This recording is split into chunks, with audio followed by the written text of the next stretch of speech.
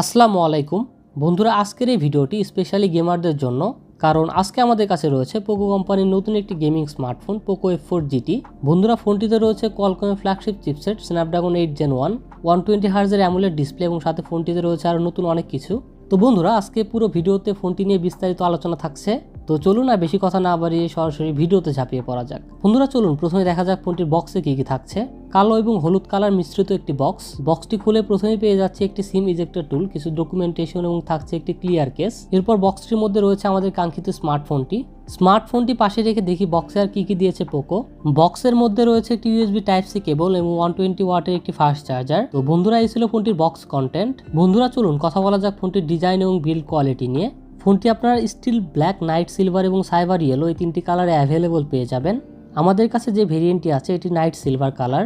বন্ধুরা, ফোনটির ব্যাক সাইডে এই যে ফ্রস্টেড গ্লাস ব্যবহার করা হয়েছে এবং সাথে ম্যাট ফিনিশিং করা হয়েছে। ম্যাট ফিনিশ হলেও এটা থেকে মাঝে মাঝে গ্লসি একটা ফিল আসে। বন্ধুরা, ফোনটিতে অ্যালুমিনিয়ামের ফ্রেম ব্যবহার করা হয়েছে। নর্মালি আমরা এই প্রাইস রেঞ্জে প্লাস্টিক বেশি দেখে থাকি। আর ফোনটির ফ্রেম হালকা কার্ভ করা হয়েছে, যা দেখতে অনেক প্রিমিয়াম ও সুন্দর লাগছে। ফোনটির ব্যাক সাইডে দুই পাশে দুইটা ত্রিভুজের মতো শেপ দেওয়া হয়েছে। এই সেম ডিজাইন প্যাটার্নটা ফোনটির ক্যামেরা বাম্পেও করা হয়েছে। ক্যামেরা বাম্পের এই ডিজাইনটির জায়গায় 8GB লাইট জ্বলে, এটাকে আপনার নোটিফিকেশন লাইট হিসেবে ব্যবহার করতে পারবেন। আর ম্যাট ফিনিশ হওয়ার কারণে ফোনটিতে আঙুলের ছাপ পড়ার সম্ভাবনা অনেক কমে গেছে বলা যায়। পোকো F4 GT ফোনটির ওয়েট 210 গ্রাম এবং ফোনটির থিকনেস 8.5 মিলিমিটার। ফোনটির সামনে রয়েছে 1080p full HD plus display, আর ডিসপ্লে মাঝ বরাবর রয়েছে একটি centre punch hole selfie camera. Centre punch hole selfie ক্যামেরার সাইজটা অনেক ছোট হওয়ার কারণে ফোনটি দেখতে অনেক বেশি আকর্ষণীয় লাগছে। ফোনটির বিল্ড কোয়ালিটিও খুবই ভালো, হাতে নিয়ে সলিড একটা ফিল পাওয়া যায়। তো ওভারঅল ডিজাইন এবং বিল্ড কোয়ালিটি দুইটাই ভালো লেগেছে আমার কাছে। পোর্টস অ্যান্ড বাটনস নিয়ে বললে ফোনটির রাইট সাইডে রয়েছে একটি পাওয়ার বাটন এবং গেম খেলার জন্য রয়েছে দুটি পপ আপ ট্রিগার। ফোনটির লেফট সাইডে রয়েছে সিম কার্ড ট্রে, ভলিউম রকার এবং একটি নয়েজ ক্যান্সেলিং মাইক্রোফোন। স্মার্টফোনটির নিচের দিকে রয়েছে Type-C charging port, primary microphone এবং স্পিকার গ্রিল, এবং ওপরের দিকে রয়েছে আরেকটি নয়েজ ক্যান্সেলিং মাইক্রোফোন। এই ফোনটিতে টোটাল 3টি মাইক্রোফোন দেওয়া হয়েছে। এছাড়াও ফোনটির উপরের দিকে রয়েছে Xiaomiর ঐতিহ্যবাহী আয়ার ব্লাস্টার এবং আরেকটি স্পিকার গ্রিল। আর সিকিউরিটির জন্য ফোনটিতে সাইড মাউন্টেড ফিঙ্গারপ্রিন্ট সেন্সর দেওয়া হয়েছে, অর্থাৎ পাওয়ার বাটনটাই ফিঙ্গারপ্রিন্ট সেন্সর হিসেবে কাজ করবে। বন্ধুরা, এই ফোনটিতে কোনো 3.5mm হেডফোন জ্যাক নেই। আমার মতে গেমিং ফোনে অবশ্যই হেডফোন জ্যাক থাকা উচিত ছিল, কিন্তু পোকো এই ফোনটিতে হেডফোন জ্যাক দেয়নি। আর এই ফোনটিতে যে সিম স্লট দেওয়া আছে সেখানে আপনি একসাথে শুধু দুটি সিম ব্যবহার করতে পারবেন। এটাতে আলাদাভাবে SD কার্ড ব্যবহার করার কোনো সুবিধা নেই। ফোনটিতে আসলে কোনো ডেডিকেটেড SD কার্ড স্লট দেওয়া হয়নি। বন্ধুরা, ডিসপ্লে হিসেবে ফোনটিতে থাকছে 6.67 ইঞ্চির 120 হার্জের একটি অ্যামোলেড ডিসপ্লেটি 1080p full HD plus resolution ও HDR10+ সাপোর্টেড। ফোনটির স্ক্রিন টু বডি রেশিও 86.2%, ডিসপ্লেটি PPI ডেন্সিটি 395 ও ডিসপ্লেটি পিক ব্রাইটনেস 1200 নিটস। আর ফোনটির ডিসপ্লেটি প্রোটেকশনের জন্য ব্যবহার করা হয়েছে কর্নিং গরিলা গ্লাস ভিক্টাস। বন্ধুরা, 120 হার্জের রিফ্রেশ রেটের পাশাপাশি ফোনটিতে 480 হার্জের টাচ স্যাম্পলিং রেট রয়েছে।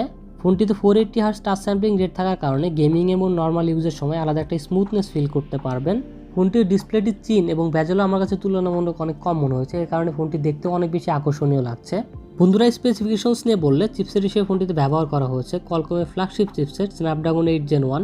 এটি 4 ন্যানোমিটার আর্কিটেকচারে বিল্ড করা একটি অক্টোকোর চিপসেট, সাথে জিপিইউ থাকছে Adreno 730।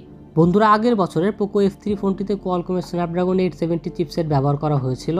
অবশ্যই স্ন্যাপড্রাগন 8 Gen 1 এর পারফরমেন্স এটার থেকে অনেক বেশি, তবে 8 Gen 1 চিপসেটটি হেভি ইউজে অনেক গরম হয়।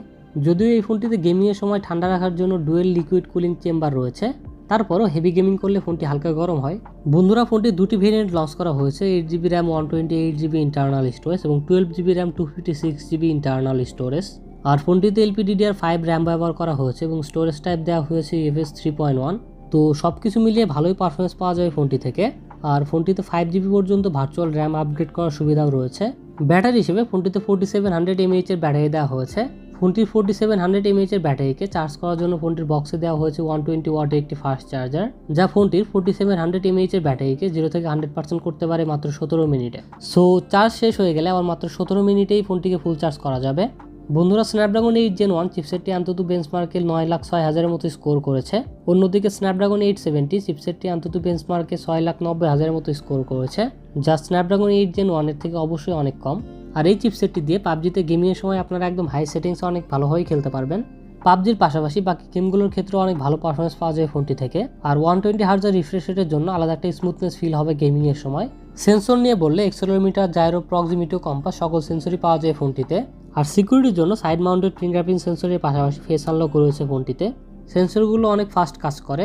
অপারেটিং সিস্টেম নিয়ে বললে আউট অফ দ্য বক্স ফোনটিতে অ্যান্ড্রয়েড 12 পাওয়া যাবে, সাথে থাকছে Xiaomi লেটেস্ট MIUI 13।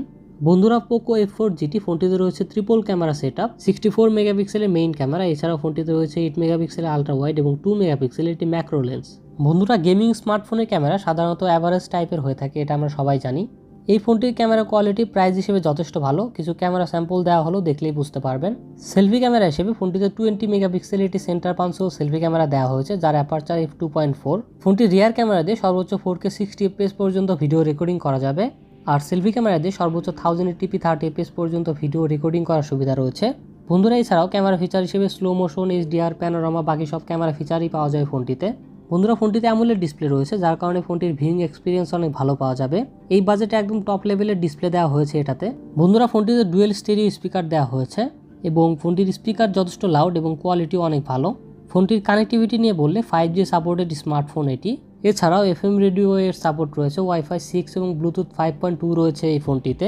তো বন্ধুরা Poco F4 GT ফোনটির 128GB অর্থাৎ বেস্ট ভেরিয়েন্ট যেটা আমাদের কাছে রয়েছে, এই ফোনটির বাংলাদেশে প্রাইস 45,000 টাকার মতো।